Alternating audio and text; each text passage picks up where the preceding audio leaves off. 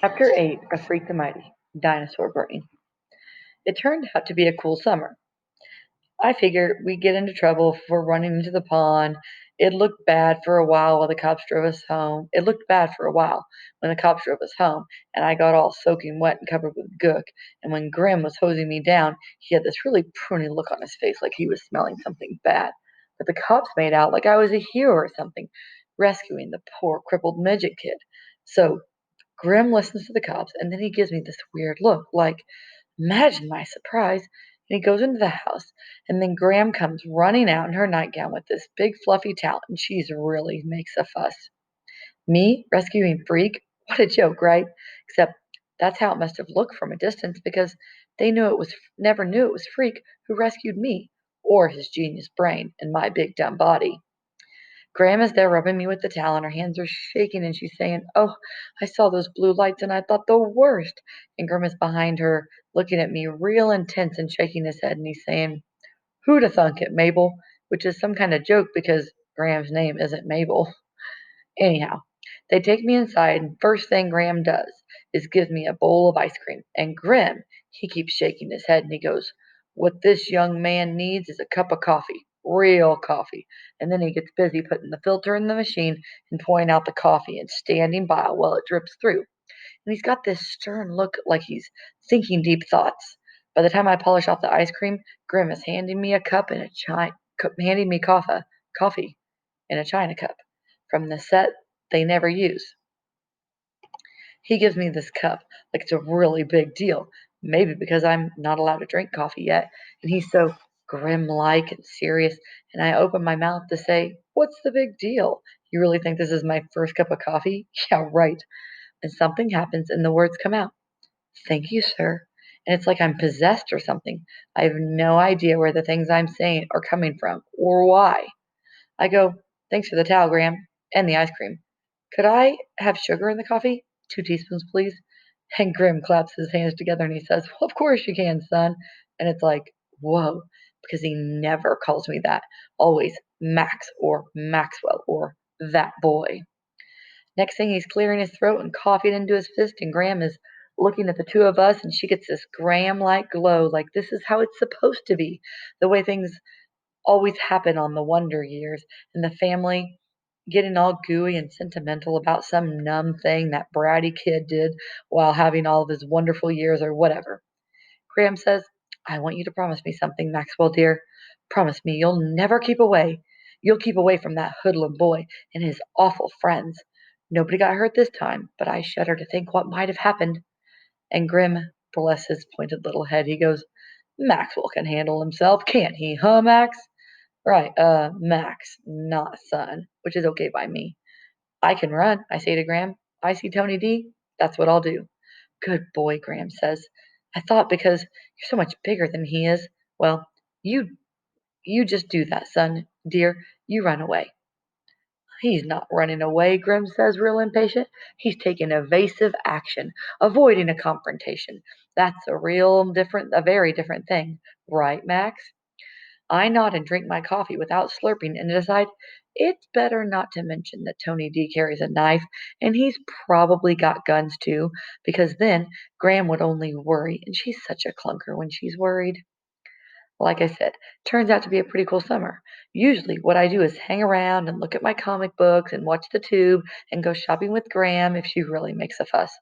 I hate the beach because the beach is stupid, and the cool crowd looking sleek and tan, and aren't we gorgeous? Because if you saw me lying on a blanket, you'd go, "Hey, why is that albino walrus wearing sunglasses?"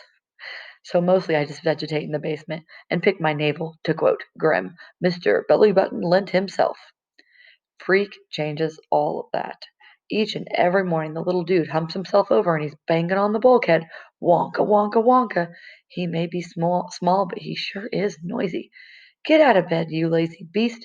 There are fair maidens to rescue, dragons to slay," which is what he says every single morning. Exactly the same thing. Until it's like he's this alarm clock.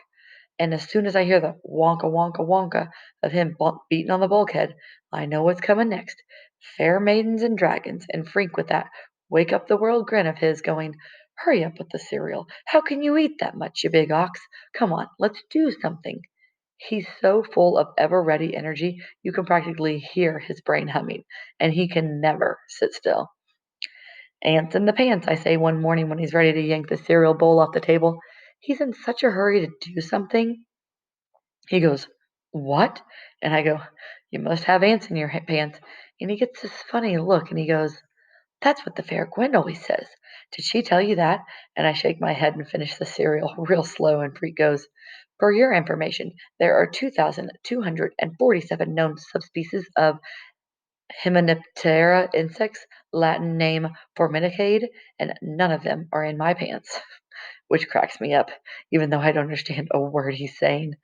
"I propose a quest," he says, "how we shall journey to the far to the east and see what lies there." By now I know what a quest is because Freak has explained the whole deal. How it started with King Arthur trying to get all of his knights busy by making them do things that proved how strong and brave and smart they were, and sometimes how totally numb, because how else can you explain dudes running around inside big clunky tin cans and praying all the time? Which I don't mention to Freak because he's very sensitive about knights and quests and secret meanings. Like how a dragon isn't really just a big slimy fire breathing monster, it's a symbol of nature or something. "A dragon is fear of the nature world," he says, "an archetype of the unknown." I go, "What's an archetype?" And Freak sighs and shakes his head and reaches into his knapsack for his dictionary. This is true. He really does keep a dictionary in his knapsack. It's his favorite book. He pulls it out like Arnold Schwarzenegger pulling out a machine gun or something, with that fierce look that he gets with a book in his hands. "Go on," he says, making me take the book. "Look it up." And now I wish I hadn't said anything about this archetype dude, because I hate looking up stuff in his stupid dictionary. "Start with A," he says. "I know that." "AR," he says. "Just go along the A's until you come to AR." Yeah, right. Easy for a genius to use the dictionary since he already knows how to spell the words. And R's never look like backwards E's to Freak, which is the way they look to me sometimes, unless I really squint and think about it. "Careful," he says. "You might bite off your tongue, and then we'll have to waste the day at the emergency room getting it reattached. Microsurgery is such a bore. Didn't anybody ever tell you that?" "Huh?" I say, but I do close my mouth so that my tongue doesn't stick out. I'm still looking in the dictionary for archetype, and I'm looking for words that are underlined in and I'm looking for words that are underlined in red ink because that's what Freak does the first time he looks up a word. He makes a line under it, and you'd be amazed how many are underlined. There are whole pages like that where he's looked up every single word. Finally, he spells out all the letters for me, and I find the stupid word. "There's nothing about dragons here," I say, squinting hard at the stuff under the word. "It just says pattern. So what is it? A sewing type of thing?" Freak has this disgusted look and he takes the dictionary and he goes, "You're hopeless. Pattern is the first definition. I was referring to the second definition, which is more interesting. A universal symbol of or idea in the psyche, expressed in dreams or dreamlike images." Like that helps, right? I'm getting bored with the dictionary, so I pretend to understand, and Freak finally gives up and he shakes his head and goes, "I don't know why I bother. Dinosaurs had brains the size of peanuts, and they ruled the earth for 100 million years."